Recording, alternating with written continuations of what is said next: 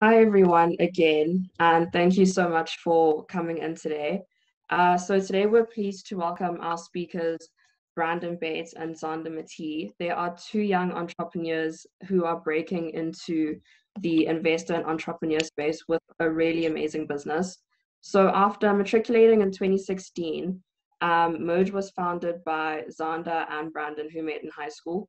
Merge is an app that connects entrepreneurs with investors, and since founding the company, they've raised over $100,000 from platform capital, over 700,000 Rand from other investors, and have had over 700 entrepreneurs and investors use their app and service. So today, Zander and Brandon will be talking about their company, how it was founded, and their entrepreneurial journey. So we're so lucky and thankful to have you guys here today. But before I hand over to you, I'd just like to ask everyone to please send their questions only through the Q&A bottom at the bottom of your screen. And please do not use the chat room for questions, and we will pass on the questions to Brandon and Zanta when appropriate. So I'd like to hand over to them now to, just talk to us about their journey. Great, thank you for the introduction, Kirsten. I think what you guys are doing is amazing, and we're very grateful for this opportunity. I mean, we probably younger than most of the people that are here. We were lucky enough to realize what we wanted to do, and took a risk in trying to do it. And the world, and when I say the world, I mean the world's been adopting what we've been putting out there at a tremendous rate. And where we kind of want to go with this conversation to set a precedent for how this is going to flow. I've just got something like a short, almost call it like a short little bar that I want to set, explaining, what we want to do, who we want to inspire, what our objectives are. And then I think while that goes on for a quick, 10-minute conversation that I'm going to have, I think what we should do is, roll those questions through so long. I think I always felt that, the personal aspect of how we deal with people is partly why we've gotten as far as we have. And I feel like answering specific questions that you guys have would definitely put us in a better place, because we are here to help and to inspire and just to, grow the broader community. Is there anything else you want to add to that, Ben? Yeah, no, 100%. I mean, I think we really want to let you guys know how the journey's happened, what's kept us going, what's worked, what hasn't worked. Just like this really giving perspective on entrepreneurial as an option from younger type of people, Yeah. So, I mean, like we said, so, we no different to you guys. We full of dreams, with the world ahead of us and a burning desire to change it. We've always been like that. I think it's something that's that's inherent, but I think it's also something that comes with age. We're young. We have the world ahead of us, and we wanna change it. I think that's something that we should never let go of, and that's something that we should always see, aim to foster and kindle into something that's much more to something that's beautiful and impactful in the future. Because I think thinking small does not serve the world, and we chose a very different path to yours 4 years ago. So we both 22 years old, and as Brandon said, as Kirsten said, we met in school, and almost instantaneously had a connection like this. I mean, we constantly talk about how, we both single children, but we've been separated at birth somehow, and I feel that there's a creative energy between us that we always want to bounce back and forth between one another, that we want to foster. And part of the first things that I want to say is, and throughout this conversation, you're going to see that what we try to say and what we try to get across. This is one of the earliest times in our potentially long lifespan, and with what we want to do is we want to put messages that aren't just repeats of what you've heard around, because the world's been constructed by these thoughts and ideals, and we're here to change the world. There's no reason not to, and there's no reason not to think that you can't. So when somebody says, for example, that you can't, that you shouldn't be doing business, with a friend, I would counter to say that you don't have the right friend group to do. Yeah, that's one of the main points that have gotten us this far. I mean, we bounce things of ideas off each other. Like, it's just a very fresh and energizing way of working. You know what I mean? You're always with your friend, coming up with new ideas, going forward with different topics and whatnot. So people say, don't get into business with your friend or family or whatnot, but I think it does actually make it a lot more dynamic and more, because chances of being successful. Part of the reason why we say that is, these things in the world, must not be forced, and that goes into all different aspects. It goes from relationships to business to, you don't, and we get taught that at a young age. You don't be pushed into between one another, and you're not going to do that if you sit in a room full of people that you've never met before, coming up with these concepts. You need to fully understand a person's passions, desires, morals, values, if you want to build something with them. And that only happens through establishing very tight relationships with the people that are around you. I know that where we want to take this, we're on the same page, because I've grown up with Brandon as a kid, and knowing what he's like, what we like, creating that constant flow between us is critical to creativity. And talk about creative flow, and you can't force something. Most of all the great ideas that have come around from in our lifetime, including what myself and Brandon have done, is it starts off as meaningless conversation between two friends. They say the history of great men is the history of great conversations. I can't recall exactly who says that, but it could not be more true in this case. And the reason why is because everything starts with a conversation, starts with opening up, and you have to be open with one another to do that. So find the people that you feel you are aligned to, and you will create something that you both will want to work towards because of that alignment. Anyways, so we took a completely different path to you guys 4 years ago. We were in Matric 2016, and we had the choice of going to university, or going to UCT, for example, was one of the routes that I was told to do. Marks were good at school for both of us, but throughout our school careers, we were missing school here and there, to go and have meetings with people to try and foster and grow this idea. And you need to be able to bounce your ideas off different people, and we were doing that throughout school. And we felt that the connections and relationships that we made throughout our school career were stronger than the opportunities that university was going to offer us. Now, that's a bold thing to say, but network is a powerful thing, and not just network, but universe rewards decisions. And we decided to go forward, and let's take 1 year, to see if we can get this off the ground. And as soon as we made that decision, everything started falling into place. Action removes doubt. Conor McGregor said it in a podcast that I watched the other day, and it's one of the most inspirational and affirmative quotes that I've ever heard, because if you do something, you'll know that if you do something, you'd rather achieve and find out than sit and regret and not know. Yeah, I mean, there's no point coming up with a concept, let's say, and go from meeting to meeting to meeting, refining it, and then just, people come up with these ideas and things they would like to try out, and like, what about this? And then go 3 to 4 meetings, what people think about it, and then just stop. So like what Zana is saying is, like, if you actually just give it a try and put it in like 100%, and okay, it works, and carry on, or it doesn't work, but like at least you'll know.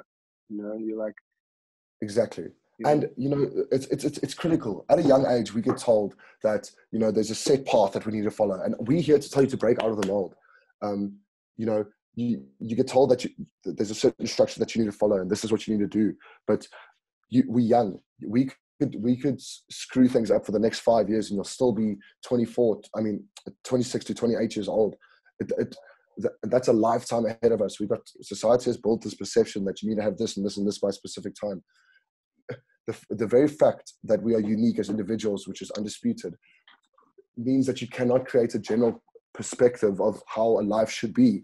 If every life is unique, then there is no one path. There is no unique path.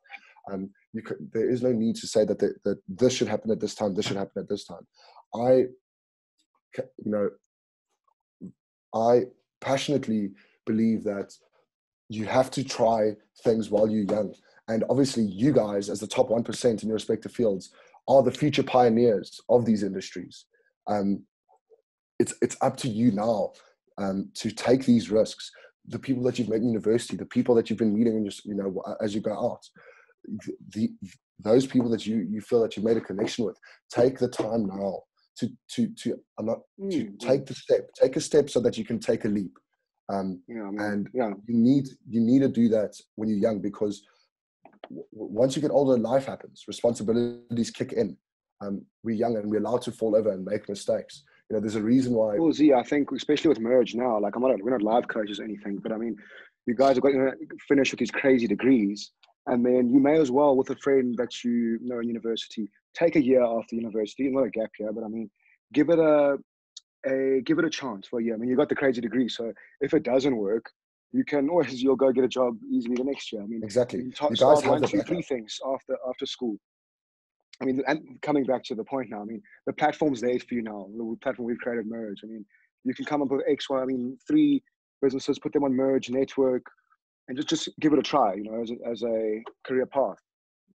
Yeah, I mean, like, don't. I said something the other day that kind of stuck with me. There's painters and creatives that look into an empty canvas and they feel, writer's block. There's something fearful about an empty page, an empty canvas. But what it needs to be, let the unknown inspire you. Don't let it fear you. Don't let it instill fear within you. The very fact that you don't know what might happen is something that should be exciting, because you need to instill those positive thoughts, not the negative thoughts.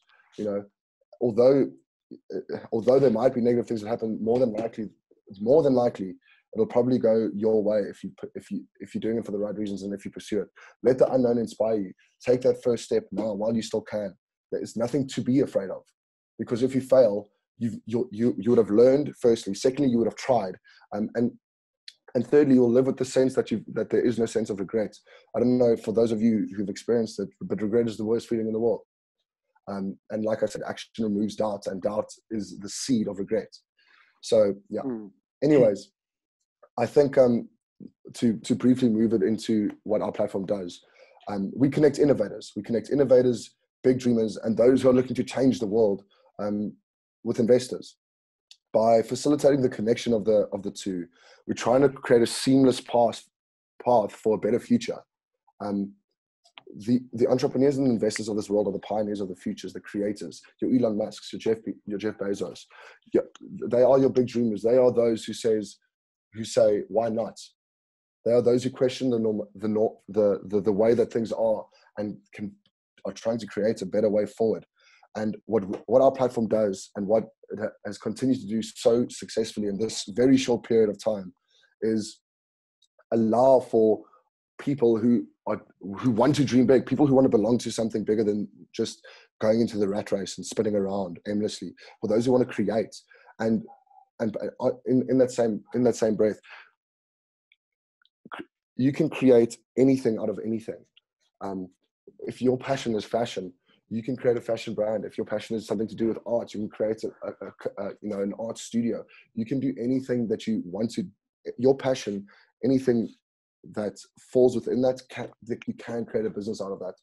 I don't believe that's what we've been told is true, where certain things that you love cannot be made. It doesn't make good money.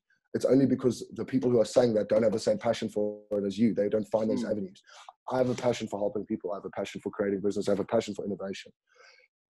the same people that have told me that, you know, as I've gone through this process of, you know, creating the startup, the same people that have told me, no, that this shouldn't happen, you know, you shouldn't be able to do this, or shouldn't be able to do this. They're just projecting their fears because they don't have the same understanding and passion for what I've done. I spend hours and hours on end reading about these things, so I understand it better. So don't let somebody tell you that you can't create something that of, you know, extreme lucrative income with your with creativity. I think art is the most beautiful thing in the world. It's one of my passions. I read up a lot about it, you know, and I think we need to explore that creative side of us. We need to tap into that. And we almost want to, what Merge is a platform for you to put yourself out there creatively and to connect with investors that are investing into ideas. I'll get into how many connections and so on and so forth we've made. But, you know, at the end of the day, we want to create equal opportunity for those who've never had it before. It levels the playing fields, and it solves literally one of the greatest problems, one of the most critical problems that the greats of our past have tried to address, but have failed to solve, which is economic equality. At the end of the day, what drives us is the massive goal of addressing one of the greatest issues that the world has ever seen, which is economic equality. Creating access for network and access to finance to everybody is something that should exist. And it's up to us, the youth, the university students, to spread the word that platforms like this are out there, because there are no more excuses to say, you know, I don't have the network to do this. We're trying to create that. We're trying to create that platform where all these people they exist and they thrive and they want to communicate, collaborate, and connect with one another. And it's critical for the future of this planet that everybody has access to economic equality. And the only way that you're going to be doing that is through allowing access to finance to be equal. And you do that on our platform. You do that by connecting anybody with anybody. It's free. Our platform is a free service for entrepreneurs and investors to connect, because you shouldn't have to pay for something that is so critical to a country. So yeah, since going live about 3 months ago, as Kristen mentioned, we registered the company in our naivete when we were in a trick, you know, getting along, but we went public in our launch 3 months ago. And since then, we have created over 1,000. We have over 1,400 entrepreneurs on the platform, 400 startups that are looking for investment, 350 investors at the touch of your fingertips that you can access. You know, in the real world, without this platform, people are lucky to know 1 or 2 people that can invest into companies. We've created a network and a community that people want to be a part of, and it's for free. It's essential. We've created this community of micro angels that we've coined the micro angels that are looking to create social change. The money is out there. People are looking to help one another. We've just created the facilitation between the 2 people. And in saying that, we've made over 700 connections between entrepreneurs and investors. So those are 700 new potential startups that have been created within 3 months. Now, the indirect impact of that, you can obviously, I mean, you guys would know, the multiplier effect of that is how many countless jobs have been created.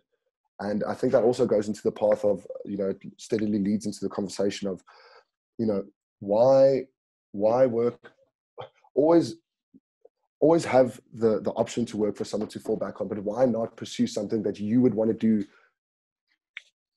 for yourself? Why be a part of the system if you can create your own system that you can operate within? You creating a small business has a much larger impact than you joining a company, you know, as a menial job at the bottom. And you, as much as you guys have heard it, how, you know, important it is to have that experience. There's no experience like the real world. Getting in there, getting stuff done, you'll have a greater impact on other people's lives. And you know, the more you give, the more you get. And I'm talking about happiness and positivity, because that's what it's about at the end of the day. Going to bed every night, knowing, okay, cool, I'm providing for more than myself. I'm creating something that's bigger than myself. That's something that we need to be aspiring towards. I think we need to think bigger, dream bigger, and make positivity louder. Surround yourself with the people that are there to foster your ideas and not just shoot them down. I mean, and I say that because it's not just me saying this. I mean, we've been featured within those 3 months. We've been featured in Entrepreneur Magazine twice. We've been in VentureBurn, which is the leading publication of startups in South Africa, which is obviously where Chris got our information on our investments. We've traveled the world. I've flown to Silicon Valley and met with the founders of Tesla. Funny enough, it's not Elon Musk. Elon Musk was one of the he did an equity takeover of the company. So, you know, we've met all these influential people at such a young age only because we took that step to take that leap. We've been in podcasts, and we were told last week that Fast Company is going to be releasing an article on us, and we are going to be featured in Fast Company's most productive people of 2020 for this year. Those things, the reason I'm telling you these things is because I am no different to you. It's critical for me to get the message across. If anything, take this away, is that there is nothing. There is nothing that is different from me to you. There's just that we took the step. We took the time to look inside and figure out what I wanted, and we just took a step forward.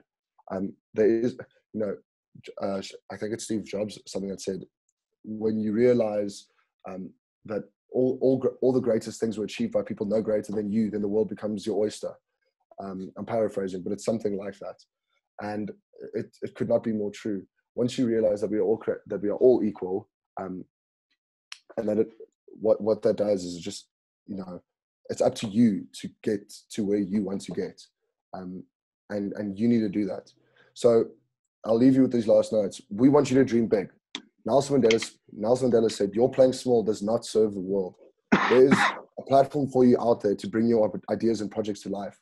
It's no more excuses. We want you to spread the word. Do it for those who don't know any better. Do it for those who have dreamed big but have not had the infrastructure to follow through. And if none of these compel you to do so, then do it so that we can create a better world for tomorrow.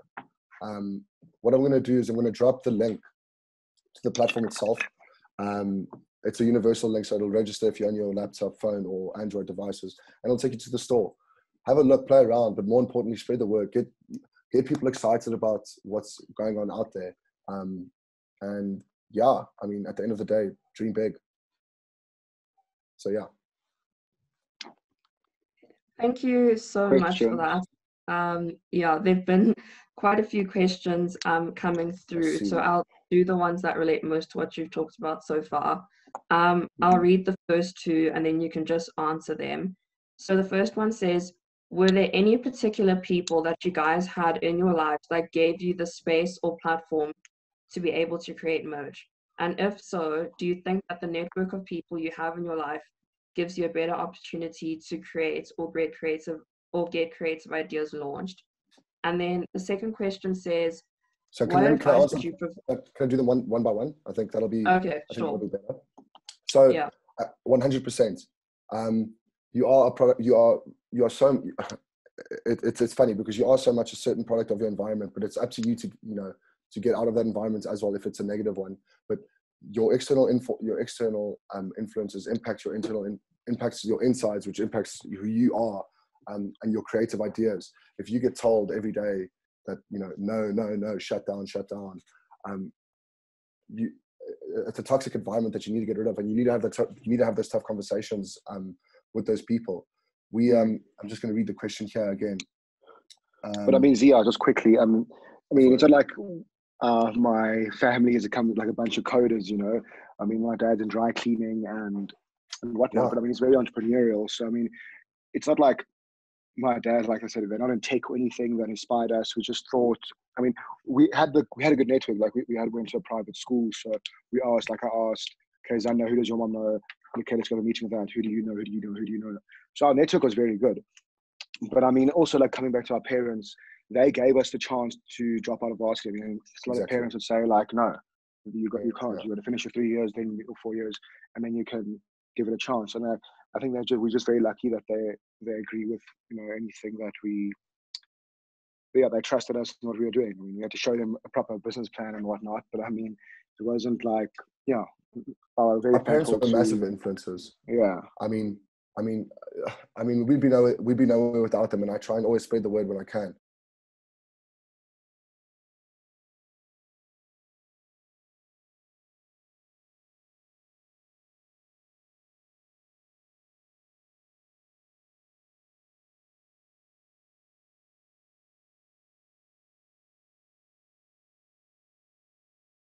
who you surround yourself with, and you know, allowing for positivity into your life is essential. If you're not right up here, then you're never going to be right out there. I mean, the way that you see the world is only because of how your internal combustion works within your body.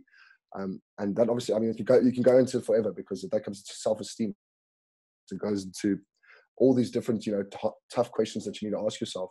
And you need to surround yourself and get yourself involved with people that are boosting that and allowing for that. Be open to it, but also don't be naive. Do not play dumb. Do not be ignorant to that. Work is essential to get you to where you need to go. You can't, you know, they said, cool, we'll give you a year. They did only give us a year. If we did not get to a certain place, you know, if we did not get our investments, then we would have gone back to school. We put our challenge out there to our families. And if you guys are feeling the same, if you have something and you've never had the chance to talk about it with your parents, open the floor. Say, put yourself out there. Say, give me a year, give me 6 months, give me two months. I don't know what it is. Just give me a chance so that I can prove myself. And then if you prove yourself, then there is no reason not to go forward with it. So yeah, that's my one question. I see there's a second question here. I don't know if we should read it or if Kirsten is.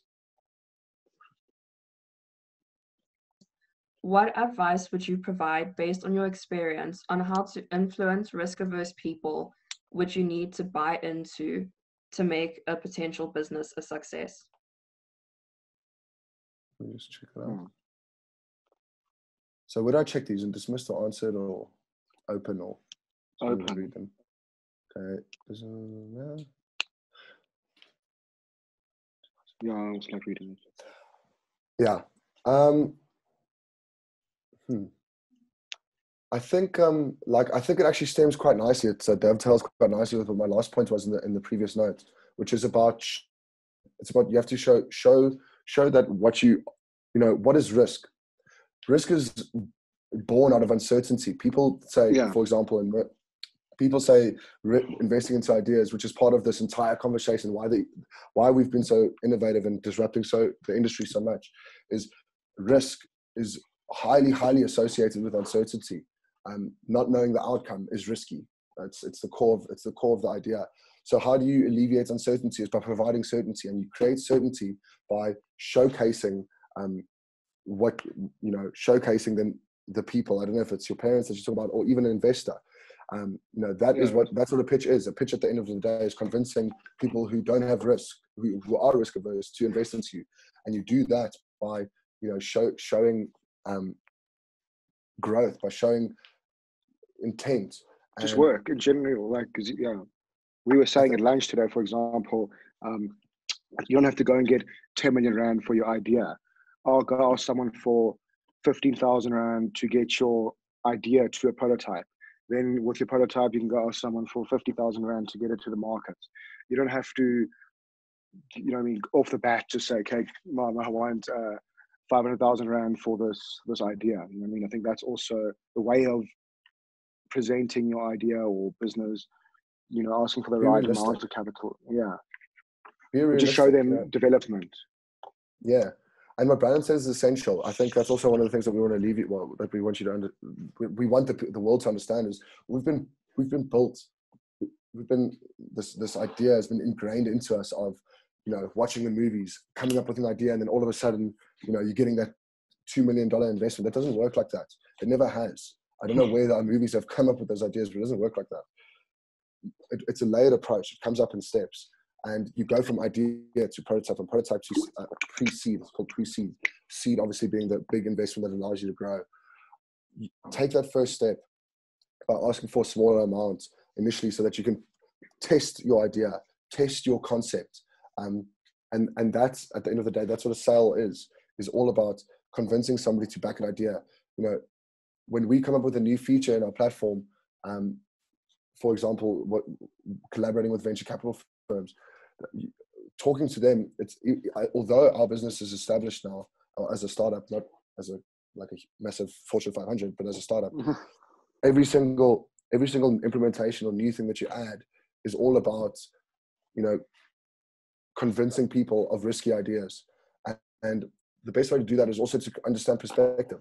You can't have your way or the highway either. You have to understand that what people are saying to you, you've got to understand their side of the story. And, do meditation.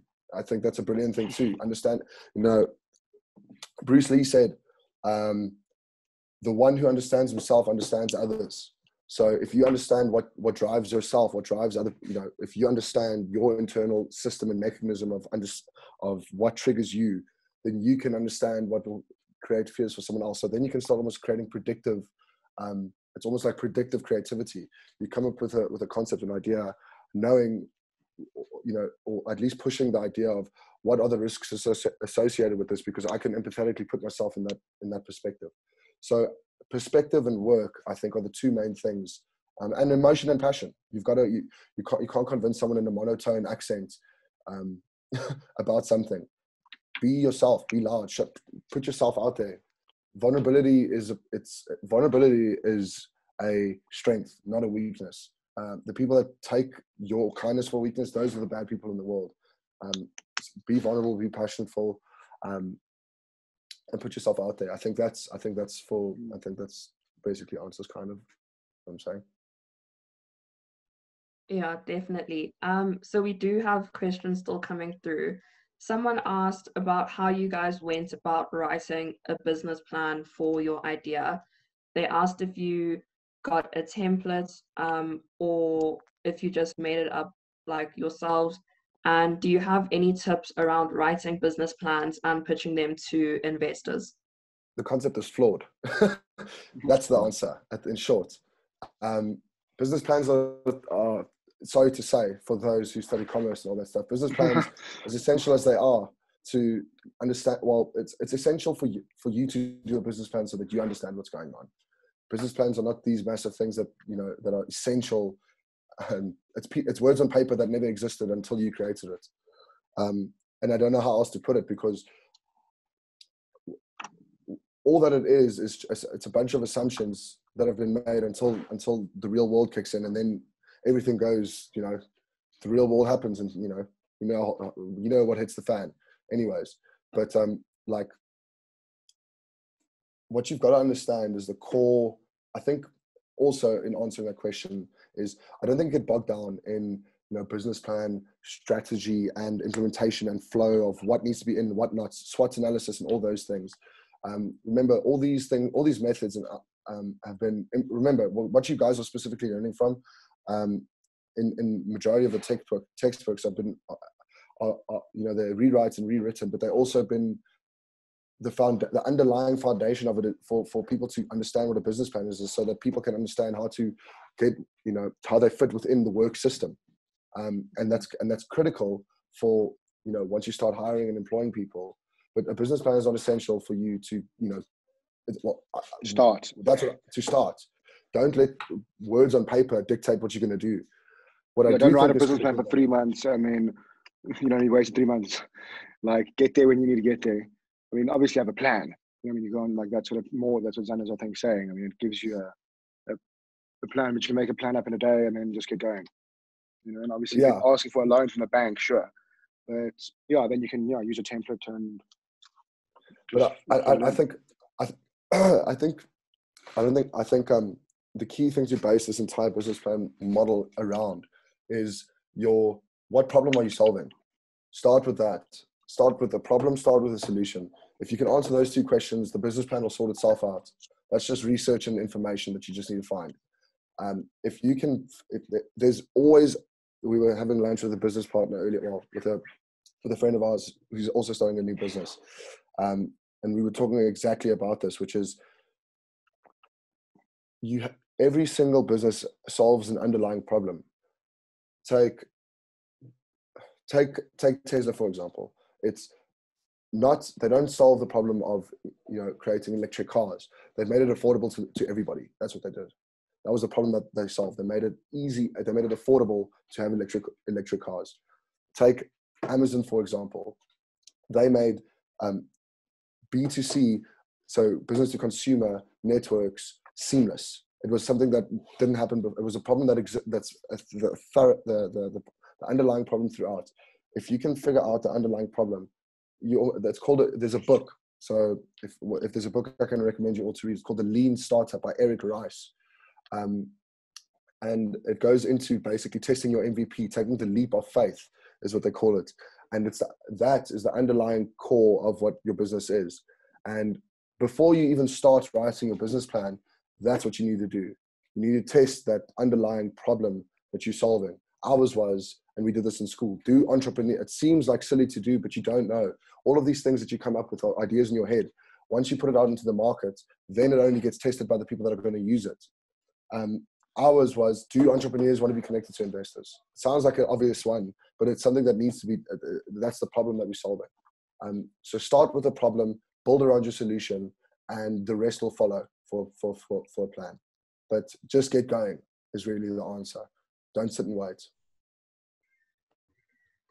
Thank you so much. So the next question is, what challenges did you encounter when starting your business? How did you overcome them? And how did you market Merge as you have a number of investors and entrepreneurs that have joined the network? I think off the bat, I mean, the first challenge, I mean, like it takes long. I mean, it's funny because we were rebuilding the app. That's the process that we went through. Like we wanted investors the whole time because when we were in school, we didn't have our own money. And like after like 20 meetings, I mean, we still didn't have our investment. So like you start doubting yourself, and it's like, you know, like, is it actually a good idea? Like, should we just, you know, everyone's saying, yeah, it's a good idea, talk to this guy. You know, yeah, it's a good idea, talk to this guy. So I mean, there is a sense of doubt that, well, maybe that was one of the challenges. Like, you know, should we just pack it up? You know, we haven't got it yet. And literally, when we thought that, we got that investment like the next meeting. And then also from that investment, the challenge was, when you read about the first 750,000 rand we got was basically a total waste of money. I mean, the other challenge was we chose the wrong developers. We didn't do enough research before. We just like one of the first investors was just like, yeah, cool. We're at a co-working place, and he's like, yeah, we're just going to use a developer downstairs. That he wasn't equipped to build like the social media. So I mean, yeah, those are the challenges. Like after that, we blew the money, and it's like, but we don't even have a proper platform and software. So I mean, there's always points of where you might actually give up from these challenges, but yeah, we never really even looked into that. You've got to have undeniable passion for what you want to do, and I don't mean in a sense of undeniable passion that's just blind, but you've got to, and I believe passion is completely linked. Well, for me, it's completely linked towards drive. Drive and passion are obviously supremely correlated with one another, but I have an insane drive because I know what I'm doing solves a problem. That problem to me is something that's pertinent and something that solves a real issue, not in South Africa, but around the world. And that's what kept us going. It's knowing that what we're going to do changes the world. And like I said, You're Playing Small does not serve the world. You need to be like, we have to all, I wish I could inspire everybody to think that they would be icons, because you are in your own right. Carrying on from what Brandon was saying, that investment, that was probably the lowest point that we were ever in. Our investor just gave us all the money. All the money that was put into it was basically thrown into the bin with a very faulty product that didn't work. And now, you know, the worst thing about it was, you know, they said they were going to do it in 3 months. It took them a year to get it done. So now it's not only the money that I've wasted, but I've wasted something more, which is the time. And it's almost like all of that for nothing. But yeah, not totally nothing. Like you obviously learned a few things from these, you know, lessons. But I mean, like, yeah, like as I was saying, what happened? We bumped into, well, we didn't bump into, as we launched, there was an Entrepreneur Magazine article that came out that gave us enough exposure for us to find our second investor while we fired our developers. What happened was we took on the risk. We took on a short-term like loan, basically just to keep the dream alive. And what we did was we backed ourselves. We knew what we were doing would work.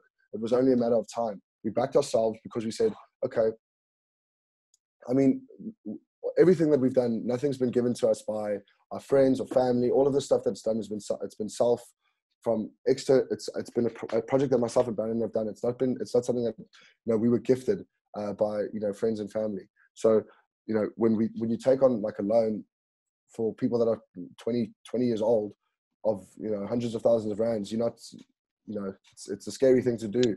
But if you back yourself and you get it done, what happened was, just in time as the repayment was meant to come in, we met the investors, Platform Capital, and they, you know, we learned our lesson. I like to say squeeze the lemon. We took what we learned from our mistakes, and we knew, okay, cool, let's find the best of it, but let's not waste around with it. And then once we created a new product, and that new product allowed us to get our international funding for a business that's very early stage. It's something that's not really, that it doesn't in the space that we play in, for such a big investor to invest in such an early stage business, and the growth is shown. So I think let me just check out here. Sorry, I think I don't know if there was anything else I needed to add yet, but I think you have to back yourself. You have to keep at it. It's long, and you've got to love what you do. Well, hopefully our app will make it quicker as well. Yeah, well, that's yeah. There's that too. Okay, perfect. Thank you so much for answering that question. The next one is, do you believe there is some sort of pattern or formula to become a successful entrepreneur? And what would you say are the top 3 skills needed to be a successful entrepreneur? That's a good question. Well, I think when you say pattern, I think the pattern throughout all of these icons that Zander's mentioned, Elon Musk, etc. I think number 1 would obviously be hard work and drive, you know, just off the bat as a skill. And then, yeah, you've got to be adding value. I mean, you guys are all very skilled individuals currently. I mean, and will be skilled as soon as after you graduate. So, I mean, you've got to have drive off the bat, and then I would do something that isn't your skill. You know what I mean? There's no point doing 4 years of accounting and then going and start an art company, you know? Like, drive off the bat and then dive into your skill, yeah. I think which I hope is what you love. Otherwise, you're in the wrong thing. I hope it's an interesting question. I didn't jump into it because I wanted to spend some time thinking about it. I think there is I don't think there is a set formula, to be honest. I think there are key traits that exist. I don't think there's a method that exists. I think the very fact that there is no method is the method. Now, what I mean by that is the very fact that every single thing is unique. Because every individual is unique, right? Their traits and skill sets, there can only be small little characteristic traits that could be, you know, drawn throughout that. So like Ryan said, passion, hard work, so on and so forth. But don't rely on that. I mean, you know, those are skills that you know if you have or not. But that should not dictate. Don't let that dictate where that gets you, because I think the very fact that there is no formula for success for an individual, that all these people were different in their approaches and the way that they were brought up, is something that should excite you, because then what does that mean is why can that not be you? Why can that not be you? You can create something. And to me, like I said, those common things, I think creativity is something I think there's things that that are inherited, that you get born with. But I think there's things that you can groom. Creativity, go out, explore, go to comedy, go to art, like go to museums. The more, it's funny because, you know, people spend their lives buried down on their phones or books, but the whole world is going on around them while they try to live through the world through a phone or, you know, through a screen or a book. Being immersed into the world allows you to understand the problems of people. It allows you to be a universal citizen, because it allows you to understand people. Be a people's person. I think that's the biggest thing. Empathy and creativity. Creativity is key, but more, like, you know, more than that, it's essential for you not to try and identify, you know, things where you're like, oh, I don't have that. Rather understand that, you know, you are unique, and your uniqueness is your greatest asset, because we can both go through the same day, but I can tell you a completely different experience if it comes to the end of it. And what I mean by that is your approach and your way that you will do things will completely redefine the problem. And I think that's also a point just to branch off on that, which is important, is don't think that people are out there to steal your ideas. That doesn't exist out there. Like the very fact that you're unique allows you to see certain problems and challenges and a way to implement them that no one else can. And because of that, you know, people could take an idea, but they'll implement it differently. So that's also just something to think about. Thank you so much. I have one other question here. It says, I think one of the seasons I'm in right now is the fear of starting small or something like that. I realize that because of other contributing factors, I can't go as big as the vision is. So my question is, how do I start the business without creating consumer expectations that will go beyond what I can offer now? So you don't want to overpromise and underdeliver. If I'm not mistaken, it's one of the greatest challenges that everyone faces. I think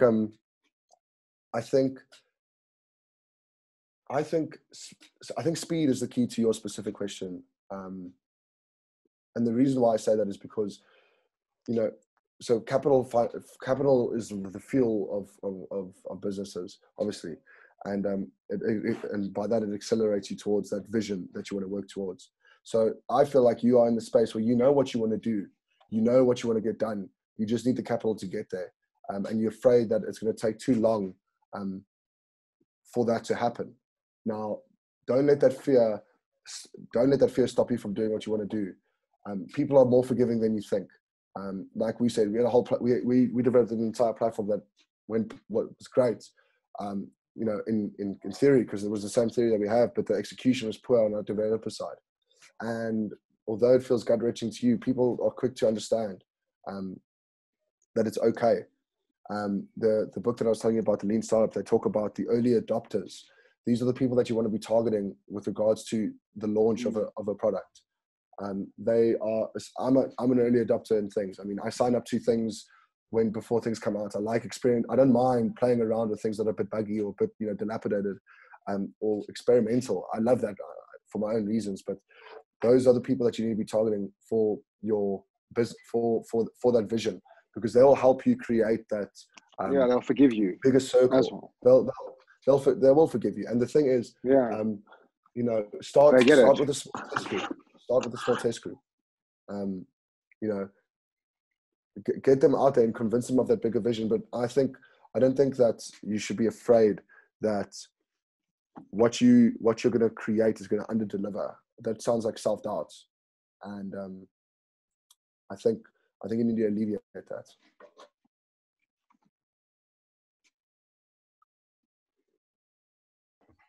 Cool. Thank you so much. The rest of the questions we have are a bit more technical or a bit more about your app in particular.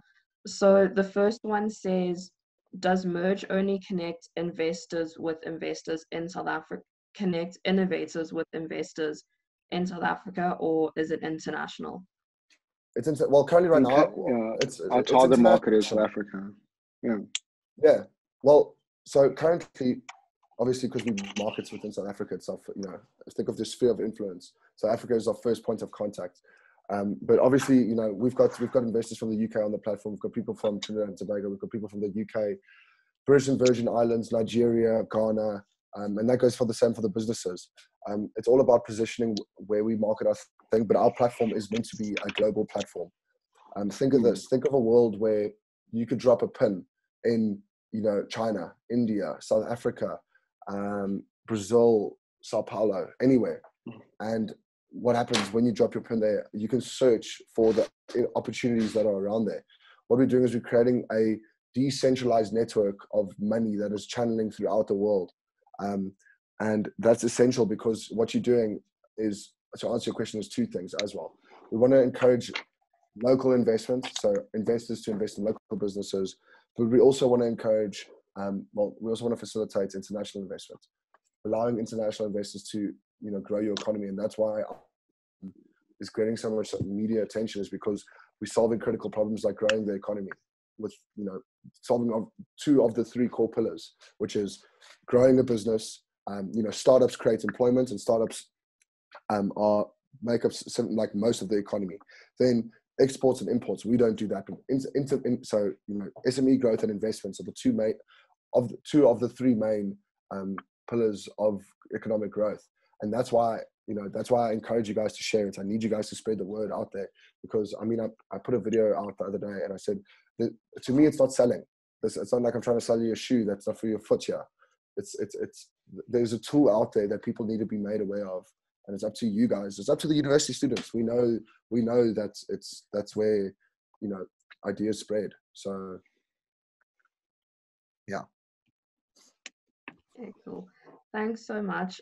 We do only have about 6 minutes left, so I'll try and pick like the biggest questions.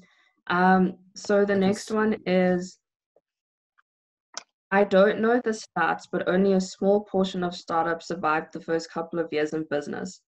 Taking the money, time, and the opportunity cost of trying to create a business into account, don't you think it's a very costly risk to be taken? Sure, but the rewards are insane. Yeah, we just put it all on the line. We're those type of people. Not every. It is not for everyone. Not for everyone. As much as we want to convince you to, it is. But it is. It's not a gamble, I would say. I mean, if you have a good, vision and like how you're going to execute, then I think. Everything's gamble. Like if you think about it. But I mean, we're very risky people. Like I would rather. Like the return of investments on these startups is normally like 10x. I mean, you spend like, let's say 1.5 million rand on the startup. Like we expect, 10 million in 3-4 years. So, I mean, yeah. Oh, I was just going to say, I don't think it's just about, it's 100%. The returns are so much better, but I also think, I think it also comes down to, happiness and all that stuff too. There's that entire side of it as well. Let me put this, and that goes two ways. I'll keep it short. The opportunity cost. What is the opportunity cost of going into a business, of becoming an employee? The opportunity cost is that we've been all told that, once you get this degree, I'm going to get into this job and this and this and this happens. But for some reason, we all think to believe that, but we all know it's not true. We all know that you get an entry-level job, that you get stuck in there, and then that happens as well. I think that's also something to consider. But that's just my perspective. I've been entrepreneurial through and through since I was a child. But also, I think for me, it's bigger than financial return. I think you got to love the process of getting nitty gritty. You like the challenge. If you don't like the challenge, then the game's not for you. And that's part of the things that inspires you to get going. And also, if you're solving a real problem, like I said, you sleep easy at night knowing that you're not part of a cog.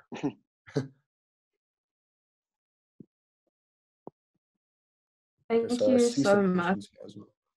Yeah, I think I'm just going to do one more because we are running out of time. Sure. It says, taking into account the current pandemic we are in, how protected is your business from unprecedented things such as the coronavirus? Okay, I have been waiting for this question for a very long time. The reason is, I think it's an eye opener. What this is it is the passing of the guard. If you take, and you must bear with me with these ideas, but if you take a glass bottle, for example, it's something that's unnatural. It's something that can't be, if you leave it on the ground, it takes years and years and years or forever to be recycled. Now, viruses, any massive global events are all natural occurrences that exist. Technology is a man-made construct that we have created that does not blend in with the natural world. I think what this is going to do is this is going to indicate and highlight how essential it is for your company to be not even some form of technology element. It has to be completely technologically, it has to exist it has to be technology based, because if you look at Amazon, Google, Facebook, Microsoft, every single one of those, the big 5 companies, all of their valuations have skyrocketed. The reason why is they're tech companies. They have not been influenced by the virus one bit. It has accelerated their growth because what it has done is that it's shown the cracks in the system. Driving out to go get shoes, clothes, or whatever was always the problem that Jeff Bezos was solving, allowing it to be delivered to your door. A pandemic like this, a natural occurrence like this has shaken the natural world. But technology through and through shown that it can stand the test of time through these natural occurrences. So I would say bear technology in mind. Anyways, Bran, do you have the link that you can drop? I don't know if you have. Yeah.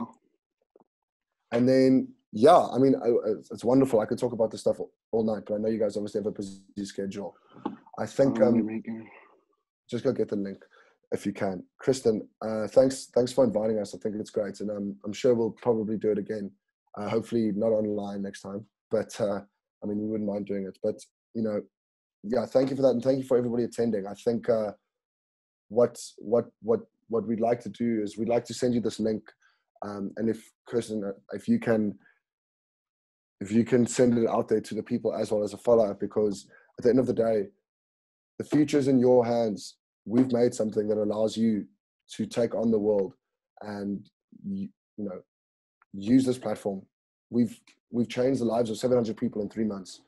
I think there's a changing of the guard with regards to this entire space. Dream big and just do it. Thank you so much. So I would just like to thank everyone for coming today. I'm sure you've all found the webinar to be really, really inspiring.